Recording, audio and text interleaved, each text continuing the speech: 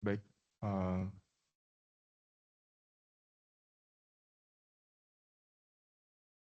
Assalamualaikum warahmatullahi wabarakatuh.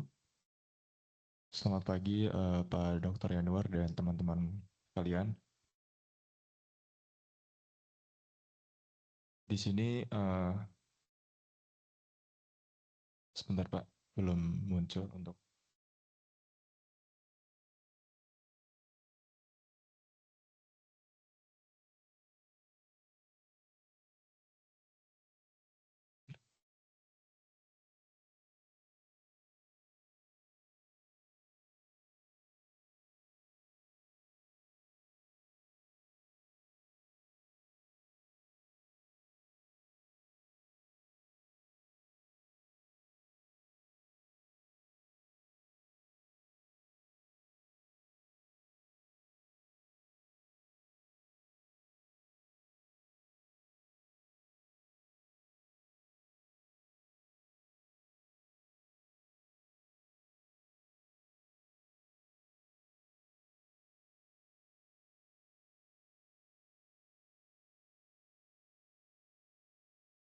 Siapa?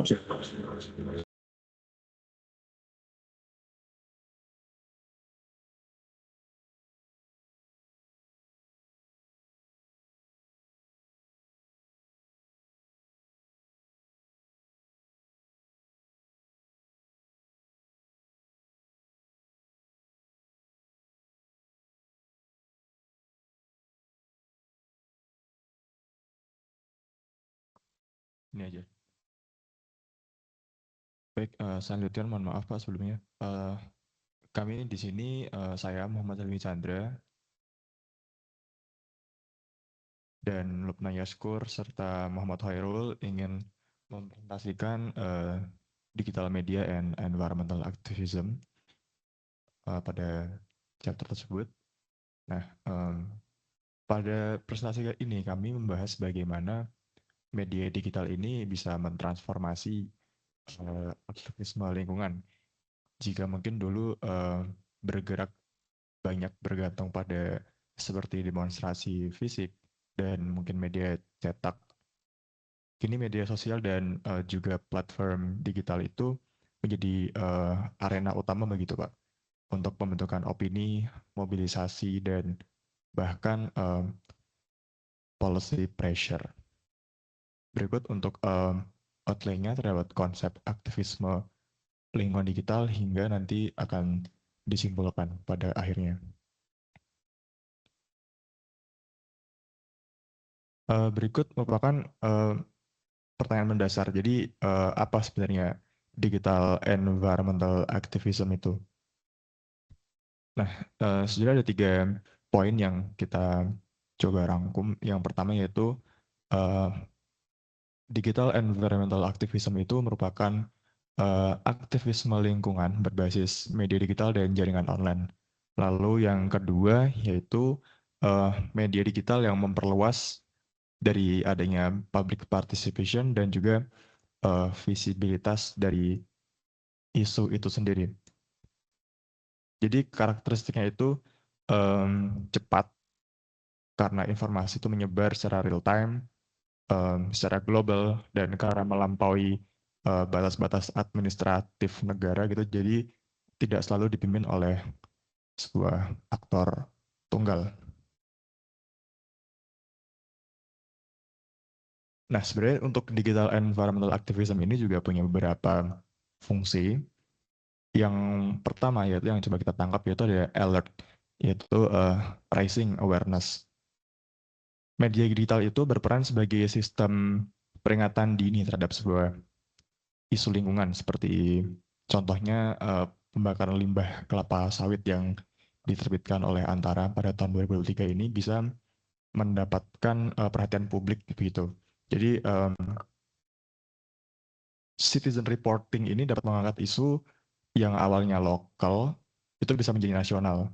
Namun juga terdapat risiko seperti alert fatigue, yaitu ketika publik sudah mulai jenuh terhadap terlalu banyaknya informasi yang sama.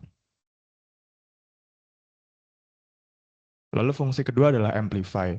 Di sini media digital memperluas jangkauan isu melalui viral atau viralitas, melalui hashtag, live streaming, dan amplifikasi ini bukan hanya soal penyebaran semata, tapi juga membuat framing bagaimana sebuah isu itu dibingkai sehingga membentuk persepsi publik. Mungkin sebagai contoh seperti bencana Sumatera kemarin yang di framing sebagai ini kesalahan beberapa pihak tertentu. Narasinya seperti itu. Lalu yang ketiga itu sebagai engage tentunya. Jadi keterlibatan kolektif. Media digital memungkinkan adanya sebuah petisi online, penggalangan dana, hingga mobilisasi aksi offline. Jadi kita mengenal adanya ladder of engagement dari sekedar klik, share hingga berakhir pada aksi nyata. Disinilah konsep adanya hybrid activism bisa muncul, yaitu kombinasi dari aksi online dan juga online. Lalu di sini juga kita membahas terkait affordances of digital media. Jadi affordance ini merujuk pada kemampuan unik dari media digital, bahwa hypermediasi ini berarti konten bisa berupa teks atau video atau hyperlink atau gabungan dari keduanya. Lalu yang kedua itu remediation, berarti media lama yang direpresentasikan ulang dan menjadi viral. Mungkin contohnya seperti potongan klik Menteri Kehutanan waktu itu, Pak Zulkifli Hasan, yang diwawancarai oleh media asing terkait izinnya dalam penggundulan hutan di Sumatera. Lalu yang ketiga yaitu jaringan digital membentuk ruang publik baru yang disebut sebagai digital environmental public. Ini sebagai gerakan sosial baru. Lalu yang selanjutnya yaitu bagaimana NGO itu bisa menggiring dari media digital untuk membingkai isu dan membangun mobilisasi. Tujuan akhirnya adalah bahwa membentuk public will, yaitu kehendak publik yang kemudian menjadi legitimasi bagi pembuat kebijakan. Nah, mungkin disinilah digital activism bisa menjadi policy pressure mechanism, seperti yang dijelaskan di awal tadi.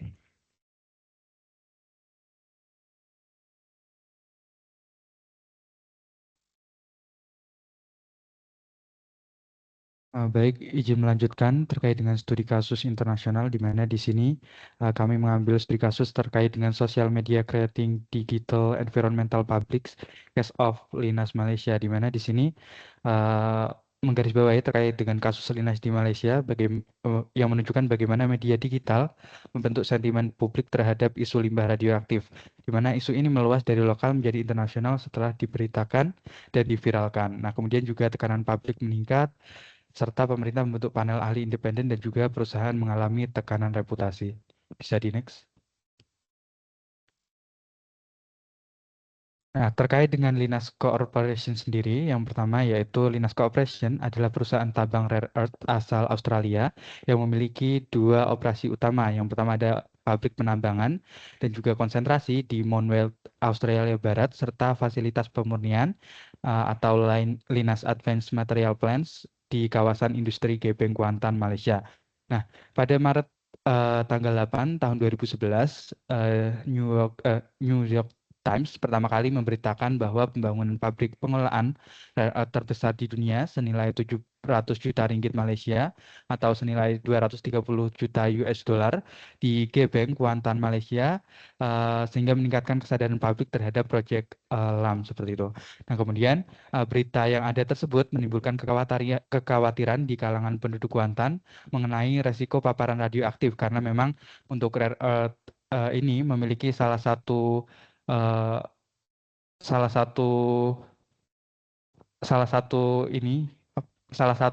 dampak yaitu adanya paparan radioaktif seperti itu. Nah, kemudian adanya trust issue dari insiden sebelumnya itu insiden Bukit Merah di Malaysia serta bencana nuklir Fukushima Daiichi setelah gempa bumi Jepang menyebabkan kekhawatiran masyarakat itu semakin bertambah. Nah, selain itu terdapat kurangnya informasi mengenai bagaimana Lynas akan menyediakan rencana pembuangan limbah permanen yang aman untuk limbah beracun dan juga radioaktifnya tanpa membahayakan kesehatan manusia maupun lingkungan di Malaysia. Nah, kemudian pada tahun 2012, LAM tetap mulai beroperasi di tengah penolakan lokal yang kuat dan juga berkembang. Kemudian berkembang menjadi isu nasional dan juga internasional seperti itu. Nah, adapun pada paper ini mengkaji dampak media digital terhadap interaksi sosial strategis dengan publik digital oleh para aktivis serta pembentukan sentimen publik mengenai isu lingkungan seputar Lynas. Bisa di next.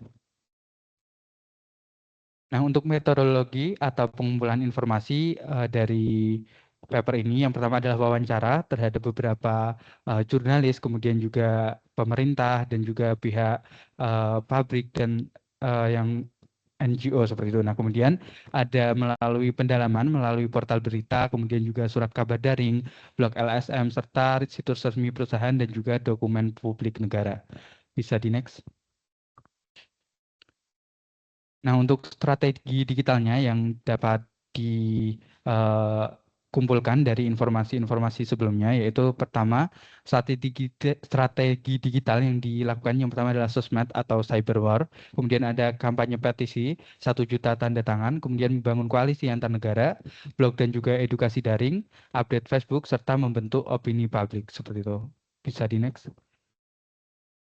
Nah, adapun dampak dari pengumpulan informasi tadi, yang pertama adalah informasi tadi menjadi isu tadi menjadi perhatian publik, kemudian ada tekanan terhadap pemerintah terkait dengan keberadaan Lynas Corporation, kemudian ada pengawasan lingkungan yang kemudian diperketat oleh pemerintah, dan juga nilai saham dari Lynas tadi mengalami pelemahan beberapa waktu seperti itu.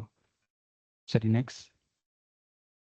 Nah, adapun respon dari pemerintah dan juga perusahaan terkait dengan berbagai macam digital media tadi. Yang pertama, dari segi pemerintah adalah membentuk panel ahli independen dan juga kemudian mengevaluasi resiko lingkungan yang dihasilkan dari Lynas Corporation. Nah, kemudian untuk dari perusahaan sendiri, memang dari perusahaan ini kurang aktif di media sosial sehingga mereka lebih mengandalkan media tradisional berupa website perusahaan untuk menyampaikan respon. Namun memang respon dari perusahaan ini dinilai cukup lambat terhadap apa yang sudah terjadi seperti itu. Bisa di next. Nah, adapun kesimpulan dari kasus yang pertama adalah media sosial terbukti efektif untuk membentuk digital environmental publics. Kemudian yang kedua, cyber aktivisme dapat mempengaruhi kebijakan publik dan juga yang ketiga ada framing resiko lingkungan sangat menentukan opini.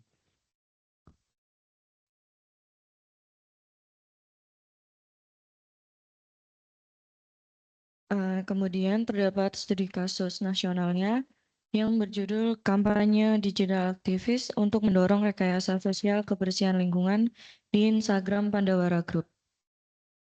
Next. Menurut data dari SPSN KLHK tahun 2022, Indonesia ini menghasilkan sampah sebanyak 35,83 juta ton, yang artinya volume timbulan sampah ini meningkat sebanyak 21,7% dibanding 2021, sekaligus menjadi level tertinggi dalam 4 tahun terakhir. dalam menghadapi persoalan-persoalan yang sedang terjadi, menunjukkan bagaimana keberanian, hal ini menunjukkan bagaimana keberanian anak muda untuk berbicara dan berekspresi dalam melihat keresahan terhadap permasalahan di dalam negaranya. Melalui aktivis digital yang tersebar luas melalui platform media sosial ini telah menginspirasi anak muda lainnya untuk turut berpartisipasi.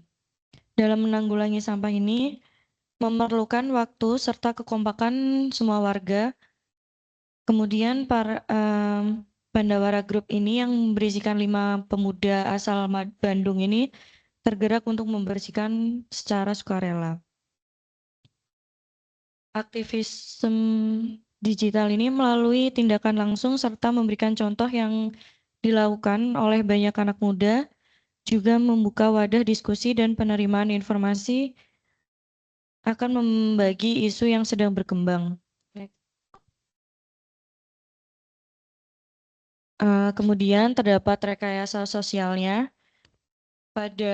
Menurut Christopher Hagnadi ini terdapat 8 prinsip. Yang pertama, timbal balik, obligasi, konsensi, kelangkaan, otoritas, konsistensi, komitmen. Kemudian menyukai dan yang terakhir adalah bukti sosialnya. Kemudian pada pembahasannya, menurut penelitian ini menggunakan prinsip rekayasa sosial, Christopher Hagnadi pada bukunya yang berjudul Social Engineering: The Science of the Human Hacking ini menghasilkan analisis banyaknya sampah atau limbah plastik yang mencemari sungai ini dapat menyumbat aliran dan menyebabkan banjiran. Kemudian tumpukan sampah yang menyumbat selokan ini dapat menyebarkan kuman dan penyakit ke masyarakat yang berada di sekitar aliran sungai. Dan terdapat beberapa pantai di Indonesia yang tercemar padahal Indonesia ini sebagai salah satu negara kepulauan yang dikelilingi oleh lautan. Kemudian yang kedua, terdapat penelitian yang menggunakan asas prinsipal six consistency dan komitmen untuk menganalisis aktivis digital yang dilakukan oleh Pandawara Group ini. Kemudian yang terakhir, dalam penelitian ini menggunakan prinsipal social proof sebagai acuan untuk mempresentasikan aktivis digital yang dilakukan oleh Pandawara Group. Untuk hasilnya, salah satunya terdapat Pandawara Group ini mengajak volunteer atau warga-warga Indonesia untuk membersihkan salah satu pantai yang berada di Labuan Banten. Pada pantai Labuan Banten ini termasuk dikategorikan pantai terkotor pertama di Indonesia. Kemudian yang kedua, mengajak warga-warga Bandar Lampung untuk membersihkan pantai dengan mengumpulkan 3.700 volunteer hanya melalui sosial media yang contohnya Instagram, TikTok, dan lain-lainnya. Kemudian next. Kesimpulan dari kasus ini, yang pertama, permasalahan sampah di Indonesia merupakan masalah yang serius yang perlu mendapatkan perhatian lebih dari seluruh masyarakat Indonesia. Yang kedua, Pandawara berperan sebagai garda terdepan dalam memberikan contoh nyata aksi pembersihan sampah ini. Ketiga, edukasi melalui media sosial efektif dalam meningkatkan kesadaran dan respon positif masyarakat. Baik, yang terakhir berarti sebagai kesimpulan, aktivisme lingkungan digital itu bersifat network, multimodal, dan hybrid. Jadi media digital bukan hanya alat komunikasi, tapi juga faktor kritis dalam pembentukan opini dan tekanan kebijakan lingkungan. Namun, efektivitasnya tetap bergantung pada adanya konsistensi gerakan dan dukungan aksi nyata dari citizen itu sendiri. Terima kasih. Assalamualaikum warahmatullahi wabarakatuh.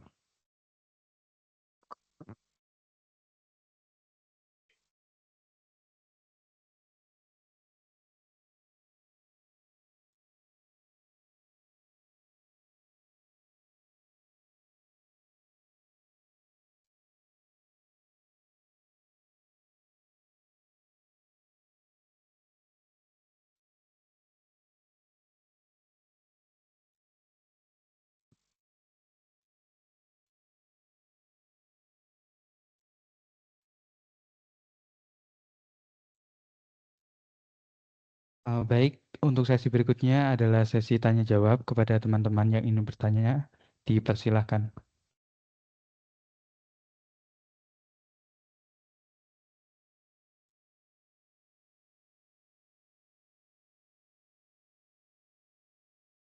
Baik, izin bertanya untuk kelompok 2.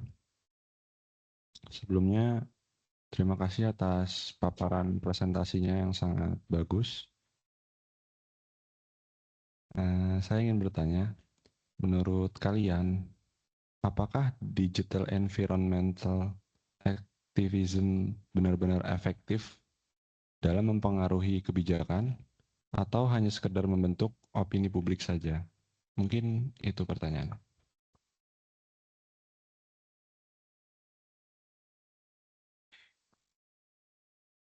Baik, terima kasih untuk pertanyaannya. Untuk pertanyaan akan kita tampung terlebih dahulu. Untuk teman-teman yang lain, apabila ada pertanyaan, dipersilahkan. Baik, terima kasih kepada tim yang telah presentasi mengenai digital activism. Pertanyaan dari saya yaitu tadi kan ada penjelasan mengenai Pandawara Group ya, di mana Pandawara Group ini tuh merupakan bentuk digital activism yang ada di Indonesia. Nah, pertanyaan saya, kenapa pendekatan yang dilakukan oleh Pandawara Group itu lebih menarik atau lebih terima publik dibandingkan dengan kampanye digital activism yang dilakukan oleh komunitas-komunitas lain yang ada di Indonesia? Sekiranya itu yang mau saya tanyakan. Terima kasih. Baik, terima kasih kembali atas pertanyaannya. Untuk berikutnya, kami akan melakukan diskusi terlebih dahulu terkait dengan pertanyaan tadi. Untuk berikutnya akan dijawab.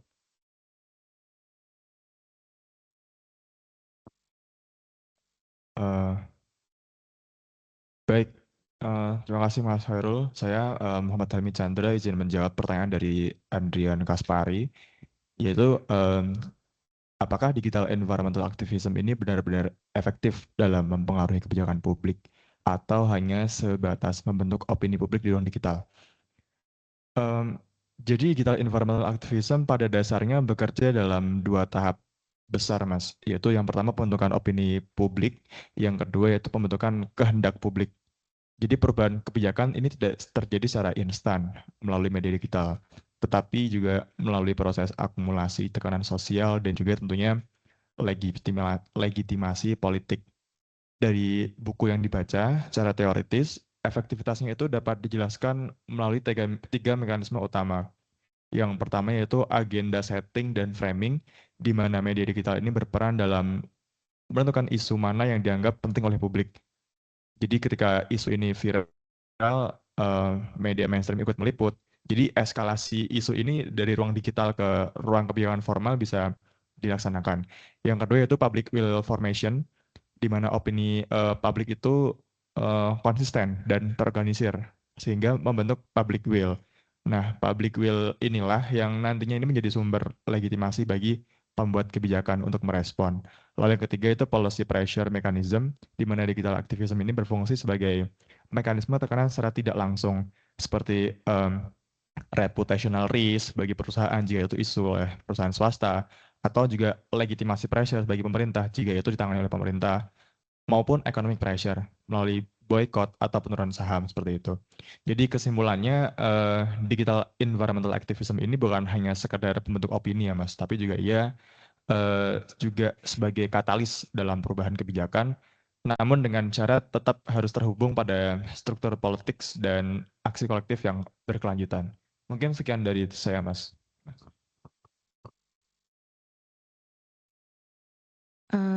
Saya akan menjawab pertanyaan dari Silvi. Mengapa pendekatan Pandawara Group ini lebih diterima publik? Karena salah satunya itu terdapat aksi nyata yang melewati kampanye digital yang hanya berhenti pada kritik atau opini. Karena Pandawara ini memulai dari tindakan konkretnya, membersihkan sungai secara langsung, menciptakan moral pada masyarakat, karena mereka ini melakukan melakukan dulu sebelum berbicara. Kemudian untuk visual proof-nya, dokumentasi before after di Instagram atau di TikTok ini mereka menampilkan sangat terang-terangan, visual testimoninya lebih efektif daripada narasi tekstualnya. Kemudian untuk social proof-nya berdasarkan prinsip social engineering-nya, publik ini melihat banyaknya orang yang terlibat, banyaknya volunteer, dan aksi yang dilakukan berulang kali. Kemudian untuk hybrid aktivismenya, Pandawaranya ini tidak hanya online, tetapi memanfaatkan online sebagai eh, kampanye lingkungan ini dari aksi offline-nya. Untuk aksi offline-nya, ini membuat mereka ini tidak terjebak dalam selektivis. Media digital ini menjadi alat distribusi yang dampaknya positif kepada masyarakat. Jawaban saya cukup. Apakah ada kurangnya untuk Sylvie? Saya lanjutkan ke Mas Wai. Baik, terima kasih untuk kelompok 2 atas jawaban yang diberikan. Untuk sesi tanya jawab kali ini kita cukupkan dan saya kembalikan ke Pak Yanuar.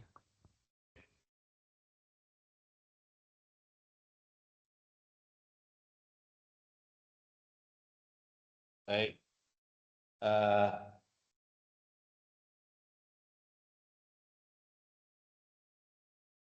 saya akan ngasih highlight ya soal tema pagi ini. Tema pagi ini kan tentang bagaimana sebenarnya komunikasi lingkungan itu yang terjadi di era digital sekarang ini. Kan sekarang eranya sudah algoritma. Ya. Tapi saya tidak akan menjelaskan detail tentang algoritma dan lain-lain karena itu bukan ilmu saya. Ilmunya di apa? S2 sistem informasi ya. Oke. Nah, ini teman-teman. Jadi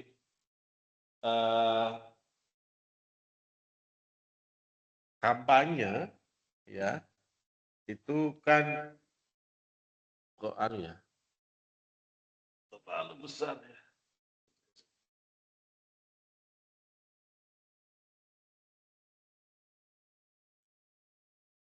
Akhirnya tadi menyambung menyambung diskusi tadi soal apakah kampanye itu hanya berhenti kalau di di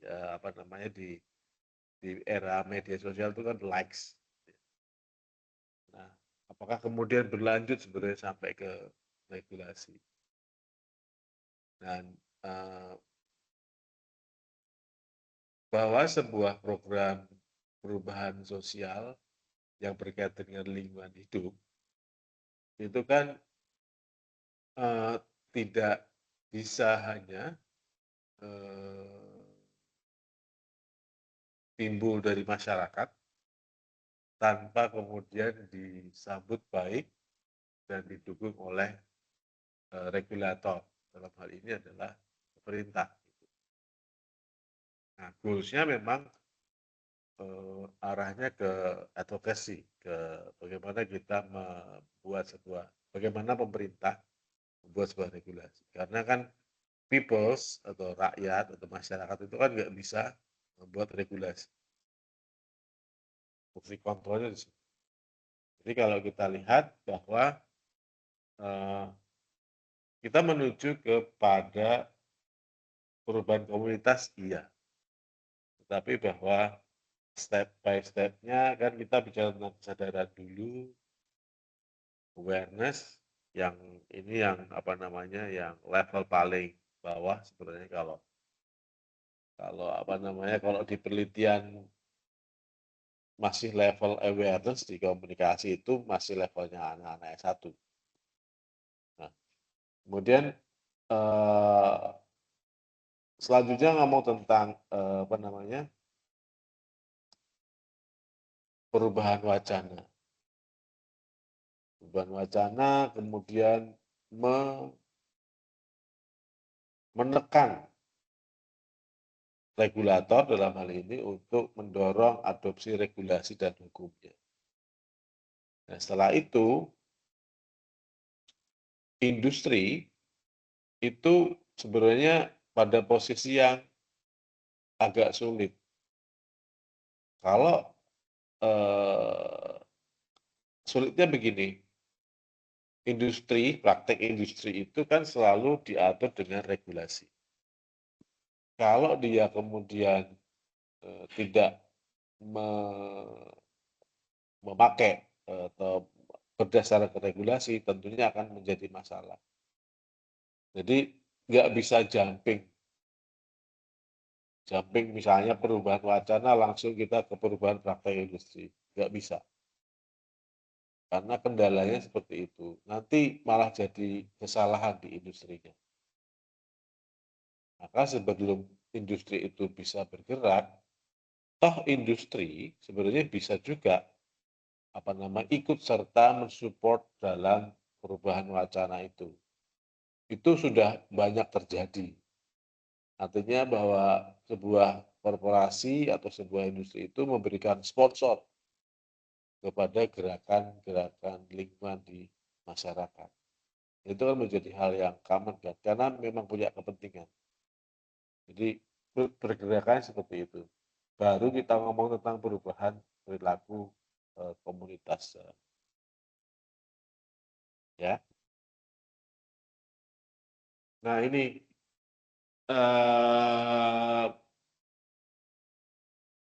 algoritma itu yang perlu teman-teman pahami itu tidak value free, tidak bebas nilai.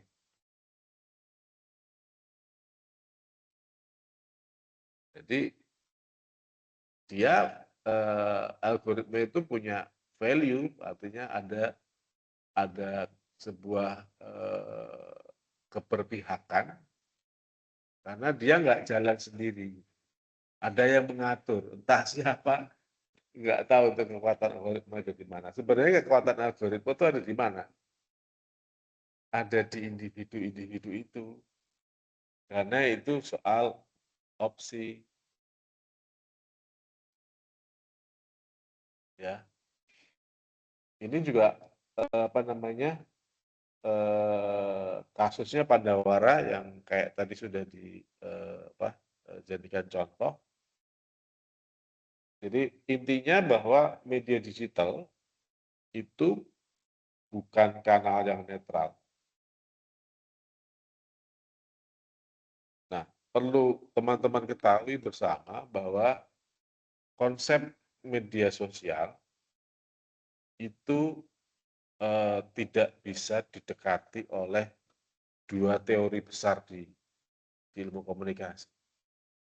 Dua teori besar di ilmu komunikasi itu ada yang dekat sama media sosial ya. Satu adalah teori besar tentang komunikasi massa. Yang kedua tentang komunikasi interpersonal.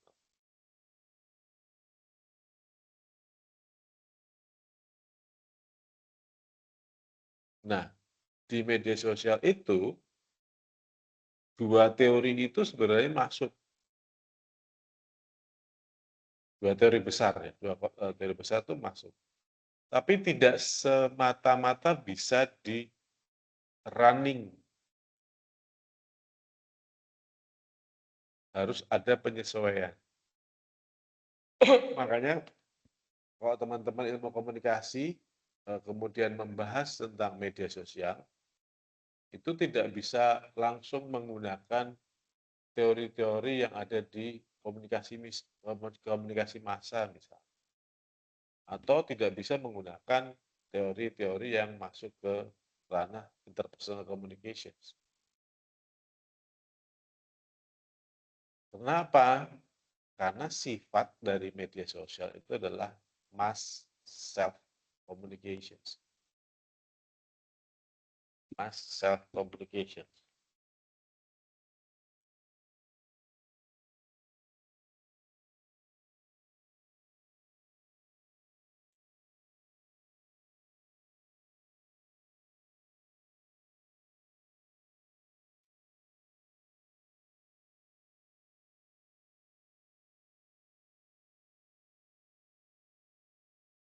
Mass self-communication. Bahwa informasi itu bisa dikonsumsi atau bisa diterima oleh people itu secara masif, ya kan? Anda bisa baca media sosial apa saja kan, masif. Tetapi proses produksinya itu self. Kalau menggunakan pendekatan mass communications, itu produksi self production itu tidak bisa masuk di konteks teori komunikasi massa. Nah, kalau kemudian pakai teori interpersonal communication, masivitas ini yang nggak bisa masuk. Jadi ini ada konsep yang dikemukakan oleh Manuel Castle kalau nggak salah di bukunya Communication Power. Ini buku lama banget, zaman saya kuliah. Nah, jadi kalau kita lihat gambarnya, jadi sebenarnya kalau kita bicara tentang lingkungan, itu macam-macam kan perspektifnya ya. Kalau di sini dilihat misalnya nuansanya apa, tentang kompleksitas sainsnya seperti apa. Kemudian banyak sekali data mentah.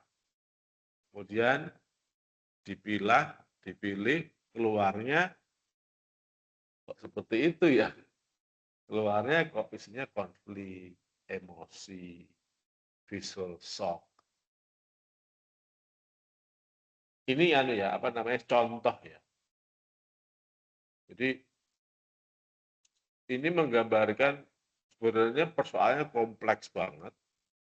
Tapi begitu masuk algoritma, itu keluarnya kok 3 ini ya. Ini bisa terjadi karena apa?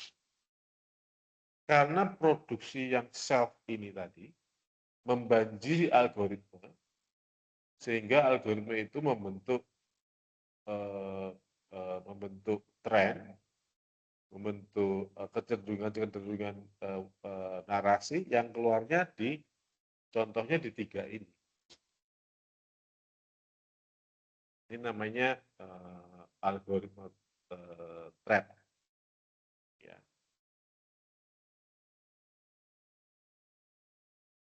Nah, kasus Pandawara itu kan Pandawara selalu bilang produksinya itu before and after, ya. Artinya ya kalau secara algoritma friendly, tetapi di situ juga kemudian ini menjadi kepuasan visual instan. Kayaknya Pandawara datang selesai. Padahal konflik-konflik yang ada di baliknya itu Pandawara kan suka diganggu juga kan sama pemerintah setempat, katanya kok jelek-jelekin daerah kita dan lain-lain. Ya mau udah jelek gitu. Oke.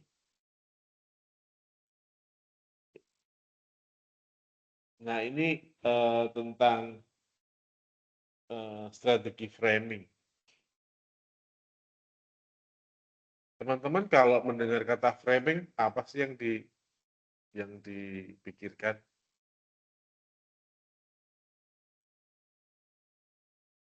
Kemudian persepsi.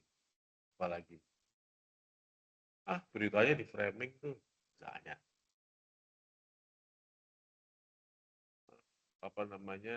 Faktanya di framing.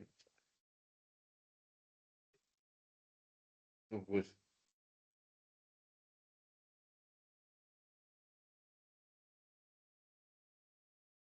Jadi bayangin ya,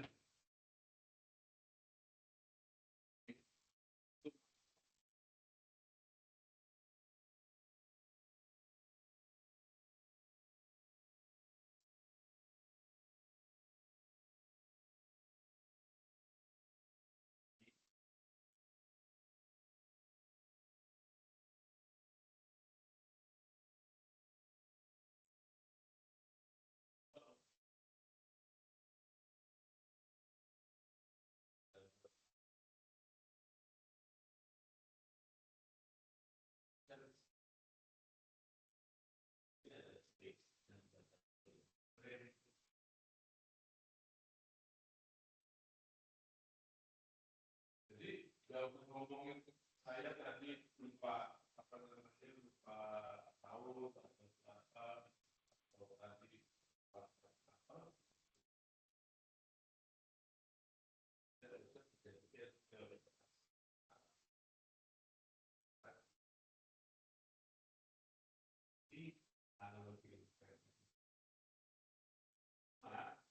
itu juga lalu di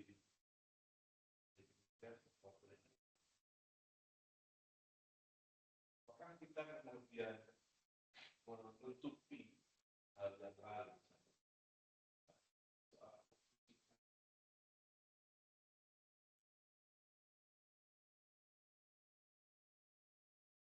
Orang kan terbatas ya.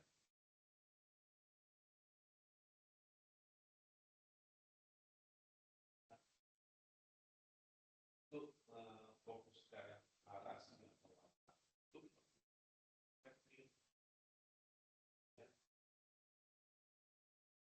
banyak dan ini juga banyak melakukan untuk mendeteksi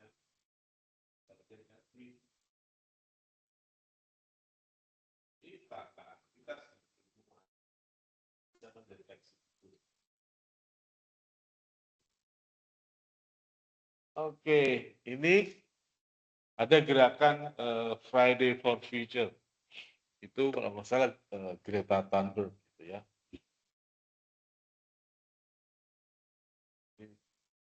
Frame motivasionalnya adalah jadi gini, Friday for Future itu kan gerakan aktivis lingkungan Greta Thunberg itu masih muda banget. Jadi dia merasa bahwa jangan curi masa depan kami sebagai anak muda. Intinya gitu. Jadi yang disikat itu Donald Trump. Gede-gede karena pada waktu itu ada konferensi iklim di mana Pak saya. Nah,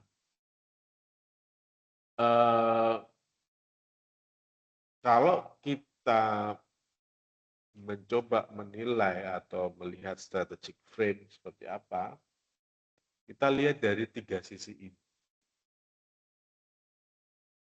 Ya, apa yang salah, kemudian apa solusinya, dan satunya adalah mengapa harus dilakukan sekarang. Ya. Jadi ini kita bisa lihat bahwa Friday for Future itu adalah bagaimana kita coba untuk memperkuat frame, kemudian target spesifiknya tuh apa sih sebenarnya? Kalau saya baca gerakan Friday for Future itu memang mencoba untuk encourage generasi muda, khususnya Z, untuk punya power untuk soal perubahan iklim dan kerusakan lingkungan.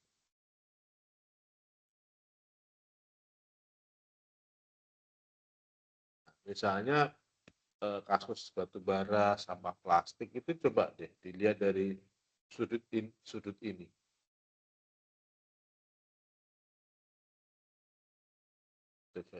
Diagnosisnya apa yang salah, kemudian solusinya apa. dan kenapa harus dilakukan right now. Ya. Ini anatomy of viral post. Kayaknya semuanya udah punya Instagram toh. Ya, Instagram itu sebenarnya kalau kita lihat ada apa namanya, ada caranya. Kalau kita mau menggunakan model storytellingnya Gen Z menggunakan apa namanya Instagram. Ya, di situ ada visual hook. Jadi teman-teman nanti kalau berkampanye melalui Instagram itu harus ada visual hook-nya. Di gambarnya itu coba untuk gambar yang bisa menarik secara visual.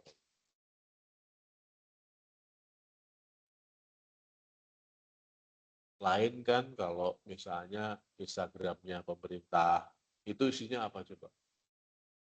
Acaranya bupati ini, acaranya gubernur ini, gitu kan. Selalu ngomong tentang orang. Kan sebenarnya kan itu menjadi hal yang nggak menarik, apalagi for Gen Z. Acara ini, pelantikan ini, apa orang ngomong terus itu. Ya. Nah, visual hook. Yang kemudian adalah soal angle, human centered and place based. Terus diperhatikan. Nomor 3 itu naratifnya. Visual, foto itu sebenarnya mempunyai informasi yang banyak. Sebanyak-banyaknya informasi, itu pasti ada yang tidak bisa dikomunikasikan. Misalnya, lokasi. Gambar ini kalau nggak dikasih lokasi Citarum River Indonesia, nggak akan tahu. Itu juga apa namanya memperkuat naratif yang ada di bawah ini.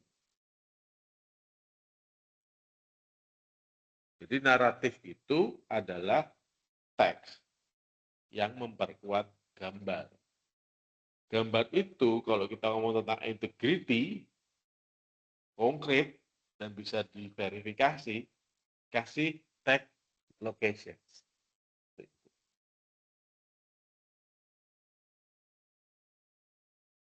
Itu ada likes kan. Nah, likes itu sebenarnya adalah bentuk cerminan dari pengakuan atas integritas.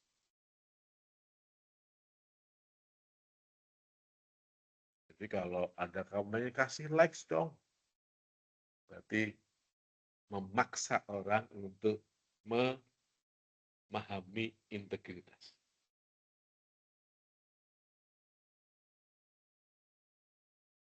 Ya, ini apa namanya anatomy of viral post. Jadi teman-teman nanti kalau bergerak di bidang lingkungan mau pakai ini contohnya dari Instagram seperti itulah. Jadi jangan ceritakan lagi soal gambar atau foto yang ada. Misalnya di situ tulis lagi ada 5 orang sedang di sungai, nggak usah, udah tahu tuh di situ. Tapi sungai itu sungai apa ya? Oh, Citarum. Lagi ngapain? Gerakannya apa? Pakai hashtag sungai bersih, Gen Z Action, yang apa namanya menjelaskan bahwa ini gerakan-gerakan Gen Z loh. Kemudian climate change.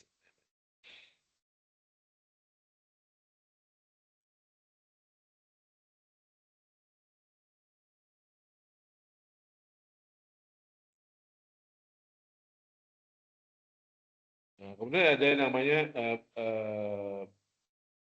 Banking.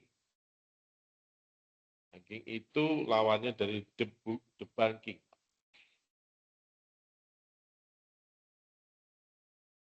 Jadi sebelum terjadi misinformasi, itu sebaiknya kita bikin informasi yang duluan. Jadi jangan menunggu terjadi informasi baru kita benerin. Nah, menyampaikan hal yang menyampaikan ketidakpastian itu juga hal yang lemah sebenarnya. Ini dua sisi yang mesti kita manage gitu. Kalau kita pastikan dulu informasi tentang itu benar supaya tidak jadi kelemahan. Di satu sisi kita harus melakukan re-banking. Itu kita mesti cari. PR kita seperti itu.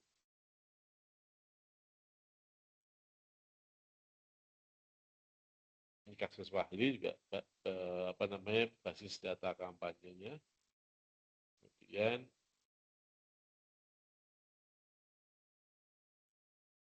nah, ini bacanya bisa ya.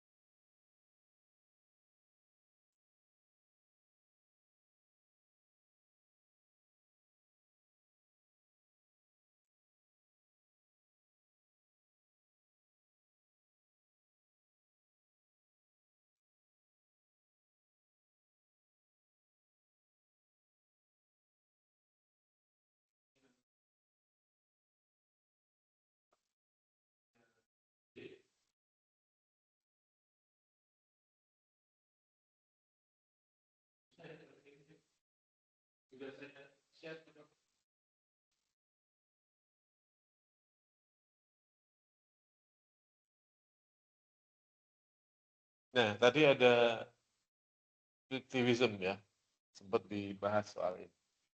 Jadi sekali lagi bahwa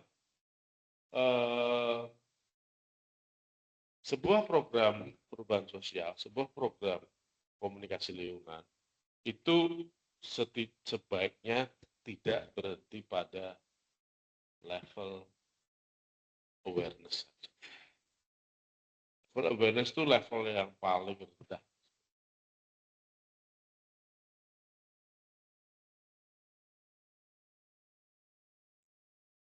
Selama ini soal plastik misalnya, plastik sekali pakai.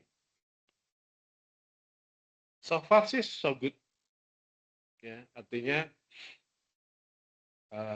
para pedagang retail itu sudah menerapkan itu. Dan beberapa penelitian juga menyatakan produksi sampah sekali pakai menurun. Tapi kan tidak bisa dikendalikan juga yang non-retail gede-gede, ya, seperti Indomaret, Alfamart, Lawson, terus beberapa supermarket sudah menggunakan plastik tidak sekali pakai. Tapi di pasar-pasar masih banyak. Apakah kita mau nyentuh ke situ secara kebijakan? Why not?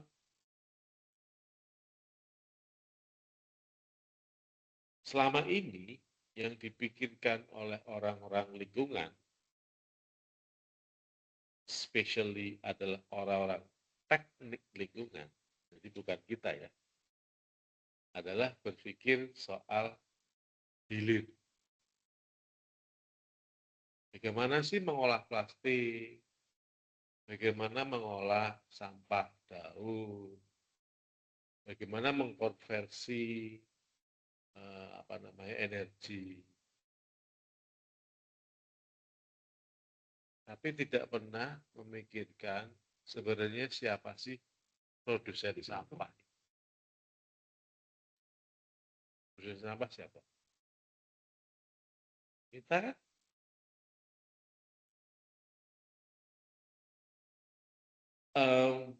Setelah saya banyak diskusi dengan teman-teman, problem sampah yang paling hilir, solusi sampah yang paling hilir, paling hulu, itu letaknya di manusia. Dan solusinya di hulu itu simple, tapi ternyata susah dilakukan, yaitu memilah sampah. Kalau sampah itu bisa dipilah, proses ke hilirnya itu menjadi lebih gampang. Plastik ketemu plastik, kertas ketemu kertas, organik ketemu organik.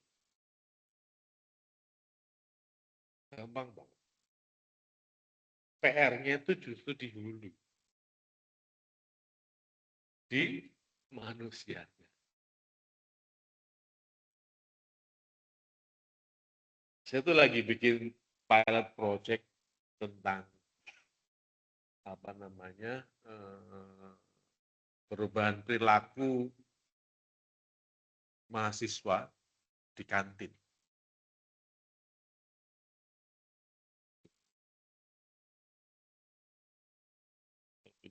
Di kantin. Saya amati sumber sampah terbesar di kampus itu dari kantin.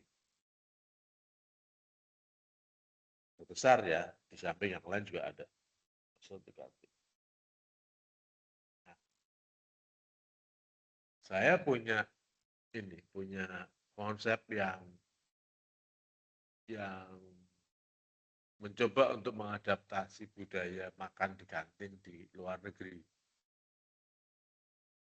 Kantin di kampus itu kan kalau di beberapa tempat ya, itu kan penjualnya banyak ya. Ya kan kayak food court gitu. Nah, konsep saya itu zero plastik. Itu pasti. Bagaimana caranya supaya zero plastik? Berarti mengganti alat makan dengan non-plastik. Wah ribet, iya ribet. Tapi saya punya solusi. Ya ini mau saya tawarkan sama Pak Rektor sih kalau mau. Jadi kantin itu, tenan-tenan yang ada di kantin itu tidak menyediakan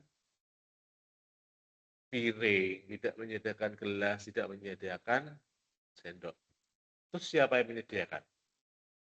Yang menyediakan itu adalah pengelola kantin. Beda ya antara vendor, tenan-tenannya, sama pengelola kantin. Jadi misalnya, saya mau makan di kantin tertentu gitu ya. Kan ada misalnya sate, gado-gado, soto, bla bla bla semuanya. Oh, saya mau makan sate. Sebelum saya datang ke toko sate itu atau kantin sate itu, saya ngambil dulu piring sama gelas sama sendok di sebuah tempat. Nih, aku buatin sate, buatin ini. Dah, makan. Terus dikembalikan ke tempat cucian. Disuruh nyuci? Enggak. Yang nyuci ada petugas.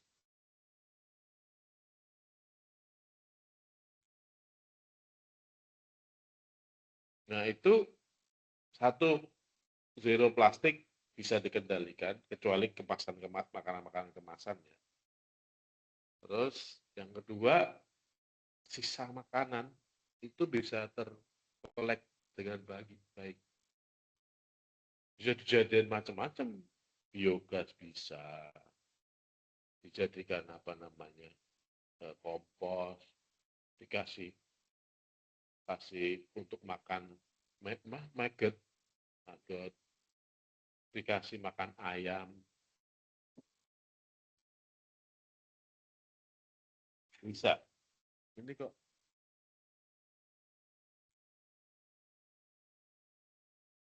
bisa yang ada di sini.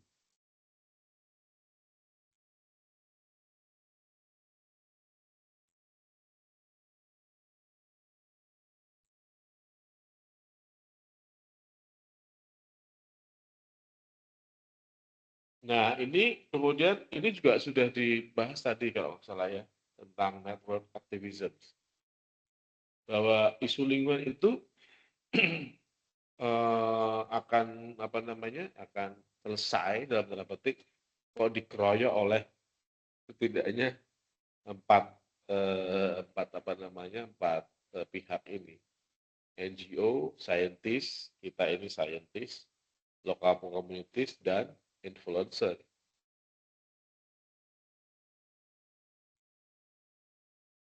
NGO fungsinya sebagai apa? Supply data and resource-nya. Saintis kayak kita ini fungsinya sebagai apa? Men-supply soal kredibilitas.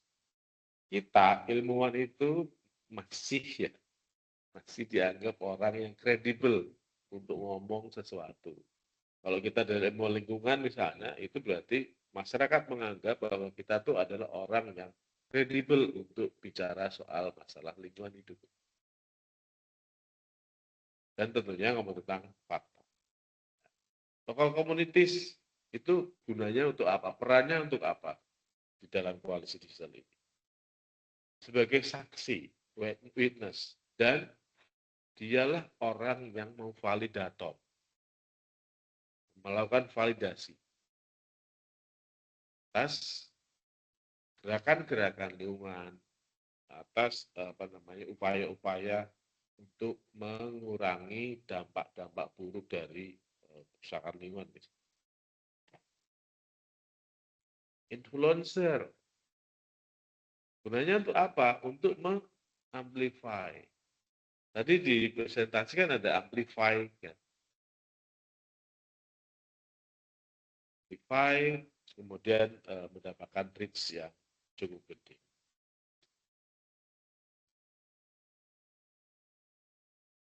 Nah, ini sisi lainnya, resiko. Kalau saya bilang ini resikonya yang kayaknya mesti kita hadapi. Ya. Doxing. Banyak loh kejadian-kejadian ya. Penemu energi baru itu tiba-tiba mati. Tiba-tiba dibully, tiba-tiba didoxing. Banyak. Karena apa? Karena masih ada kepentingan besar industri oil di situ. Kalau oil bisa dikonversi dengan hal-hal lain, mereka makan apa gitu. Mereka sudah terlanjur kaya gitu. Ya.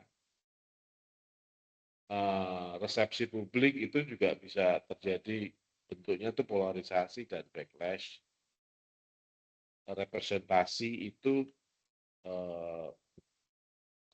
dampaknya adalah oversimplifikasi, gampang ya, gitu. Tapi yang gampangnya banget, Allah itu kan urusannya pemerintah, kayak gitu. Oh itu kan orang-orang kaya aja yang suruh mikirin, misalnya seperti itu. Integritas itu apa sih yang bisa didapat, masalahnya adalah greenwashing trap, itu bisa terjadi. Security ya tadi doxing teman-teman. Ini terakhir teman-teman, ada kampanye, checklist kampanye. Ini yang teman-teman harus pastikan bisa. Kalau ini belum pasti bisa, kayaknya kampanyenya akan akan berujung tidak sesuai dengan goals. Ya. Apakah dampak sudah didefinisikan? Ini harus jelas. Message-nya seperti apa? Diagnostik, prognosis, diagnostik, motivational itu sudah lengkap. Kontennya jelas ya. Bagaimana memobilisasinya? Adakah ladder of engagement atau seperti apa? Dan tentunya kita harus memperhatikan resiko keamanan dan etika.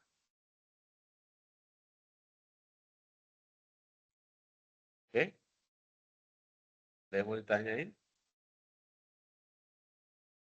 Ini peran komunikator.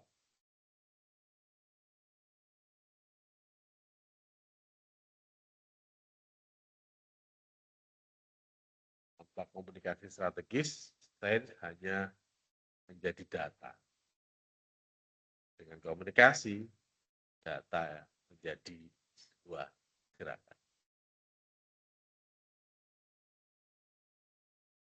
Jadi tugas kita itu bukan cuma bikin konten aja, tapi untuk menjembatani antara itu kebenaran ilmiah dan kesadaran dan kehendak sosial. Oke, sampai sini mau tanyain?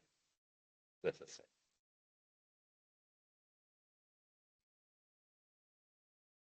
Bateraiku habis.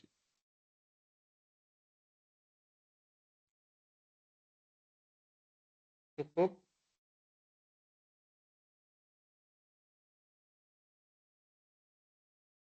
Puasa